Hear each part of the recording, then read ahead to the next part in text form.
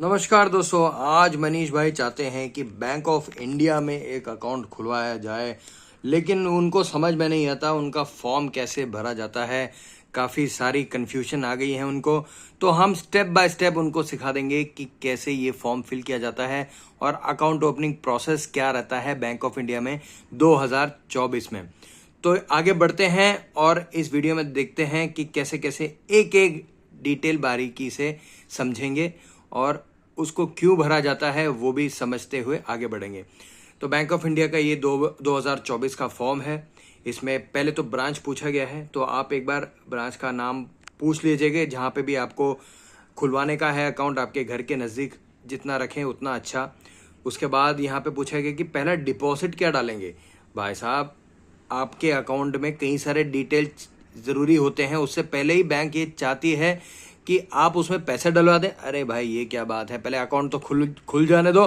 फिर भी हमारे मनीष भाई बोलते हैं कि 5,000 रुपये डाल देंगे अकाउंट खुलने के बाद। आगे बढ़ते हैं। टाइटल पूछा गया है तो मनीष भाई मिस्टर है भाई, और कुछ नहीं है। यहाँ पे देखिए ये जो फॉर्म है, एक कॉमन फॉर्म है। Saving account, current account, CCOD, term deposit, हर तरह का जो अकाउंट होता है इसी फॉर्म के माध्यम से खोला जाता है।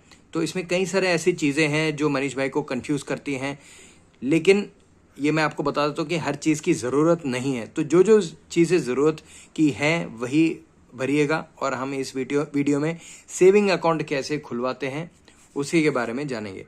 तो यहाँ पे टाइटल के बाद अब बाकी सब छोड़ सकते हैं क्योंकि वो करंट अकाउंट के लिए ज़रूरी होता है। फर्स्ट नेम, लास्ट नेम यहाँ पे हमने डाल दिया है। फिर आगे बढ़ते हैं। Date of birth, PAN number, gender क्या है, मेल फीमेल है, फिर रिलेशनशिप विद फर्स्ट एप्लीकेंट। अब इसमें क्या 3 लोगों तक को जॉइंट में रख सकते हैं, तो इसलिए फर्स्ट एप्लीकेंट, सेकंड और थर्ड एप्लीकेंट का स्पेस दिया गया है। और अगर आप सेकंड एप्लीकेंट, थर्ड एप्लीकेंट रखना चाहते हैं तो ध्यान से रिलेशनशिप ज़रूर वहाँ पे भरिएगा। आगे बढ़ते हैं।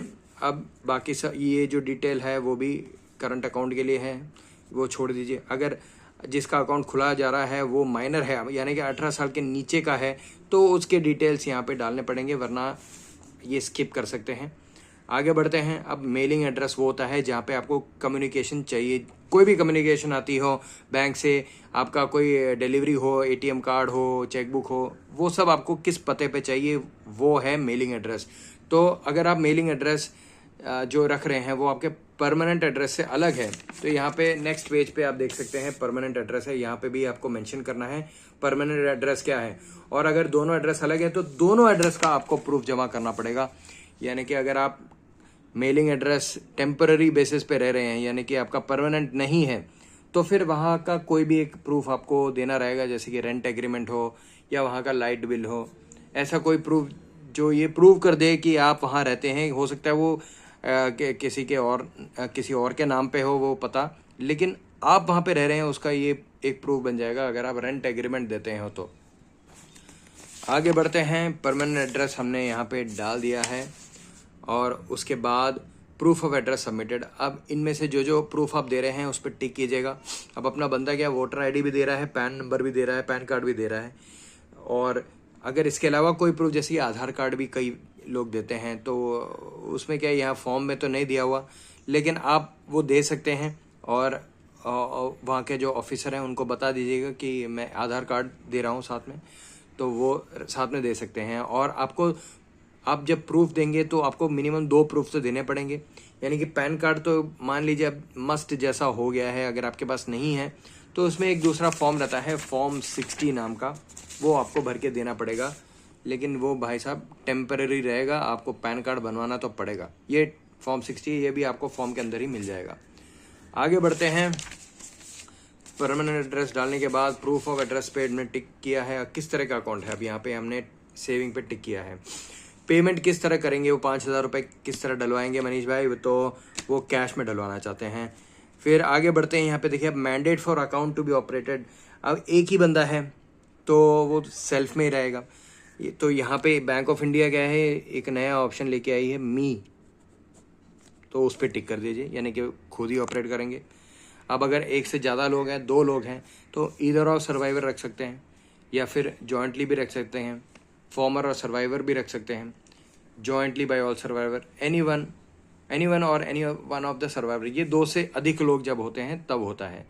तो ईदर ऑफ सर्वाइवर अगर 2 लोग हैं, अगर 2 से ज़्यादा हैं तो एनी वन और एनी वन ऑफ सर्वाइवर ये भी रख सकते हैं, जॉइंटली भी रख सकते हैं।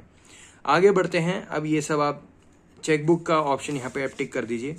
उसके बाद आप नीचे आएंगे तो स्टेटमेंट ऑफ फ्रीक्वेंसी है, तो इसमें देखिए यहाँ पे करंट अकाउंट चार्जेस एप्लीकेबल वगैरह लिखा है, लेकिन अगर सेविंग अकाउंट है तो आपको मंथली सेविंग अकाउंट का स्टेटमेंट मिलता रहेगा, ऑनलाइन भी मिलता रहेगा, उसके लिए कोई एक्स्ट्रा चार्ज नहीं रहेगा। तो मंथली पे यहाँ पे टिक कर देते हैं।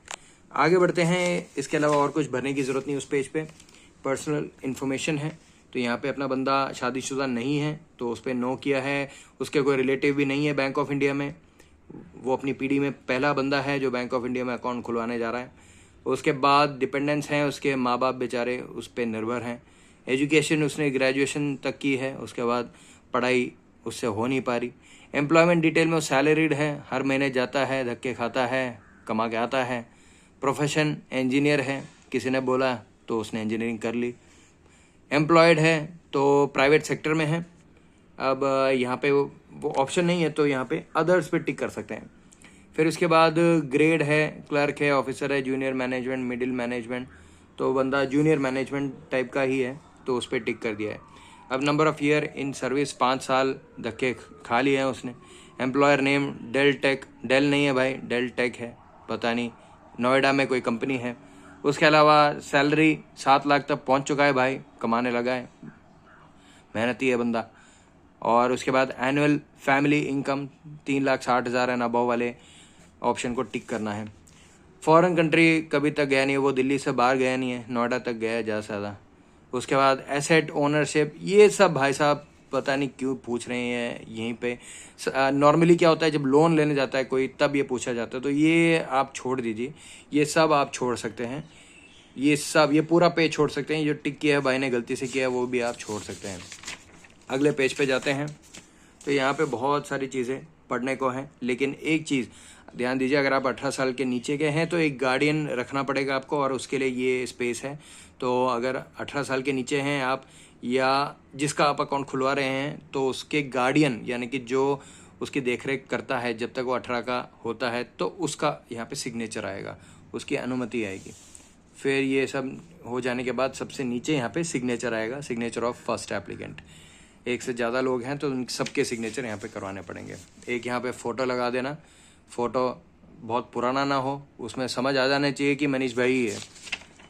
फिर उसके बाद यहाँ बढ़ते हैं एडिशनल इन्फॉर्मेशन में। जैसे कि मैंने पहले बताया था ये हर एक टाइप के अकाउंट के लिए फॉर्म है, तो इसमें हर एक चीज़ आपको दिखेगी। सेविंग अकाउंट के लिए जो जो चीज़ यहाँ पे मेंशन की है वो आप डाल सकते हैं, उसके अलावा आप छोड़ दीजिए, आपसे कोई कुछ ज़्यादा पूछेगा नहीं इसमें, ये सब आप छोड़ सकते हैं। अगर आप इसमें एप्लीकेबल है जैसे एनआरआई हैं तो फिर आपको यहाँ पे भरना पड़ेगा, क्योंकि एनआरआई अकाउंट जो होता है वो सेंसिटिव अकाउंट होते हैं, उसकी एक एक डिटेल ज़रूरी रहती है। तो ये आपको यहाँ पे देखिए, यहाँ पे लिखा ही है कि एनआरआई के केस में जो डिटेल्स है वो पूछी गई हैं, तो आप देख सकते हैं।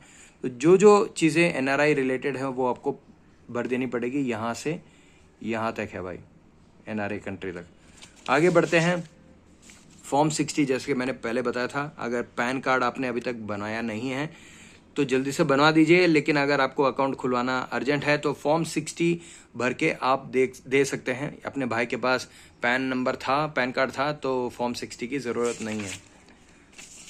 उसके बाद ये आता है नॉमिनेशन वारिसदार आपको रखवाना पड़ेगा, चाहे आप चाहते हो या नहीं चाहते हो, किसी ना किसी को तो रखना पड़ेगा। सरकार ने अभी ये मैंडेटरी कर दिया है, तो किसी ना किसी को रख दीजिए। आपके दोस्त को भी रख सकते हैं, माँ या पिताजी को भी रख सकते हैं, रिलेटिव को रख सकते हैं।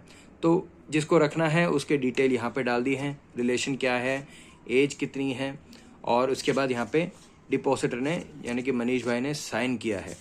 तो इतना कर देने के बाद आपको आप चाहे तो एक्नॉलेजमेंट भी ले सकते हैं एक प्रूफ के लिए और अपने वारिसदार को दे सकते हैं।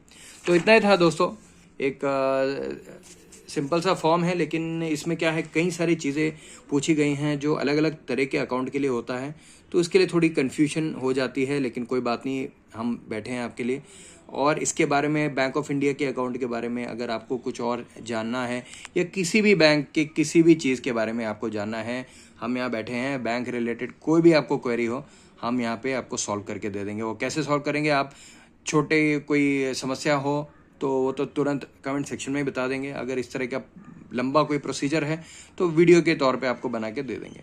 तो पूछना मत भूलिएगा दोस्तों, आप जो भी पूछेंगे उसका हम तुरंत जवाब भी दे देंगे। आशा करता हूँ आपको वीडियो पसंद आया। सब्सक्राइब कीजिए दोस्तों इस तरह के यूज़फुल और इम्पोर्टेंट अपडेट्स के लिए। धन्यवाद दोस्तों।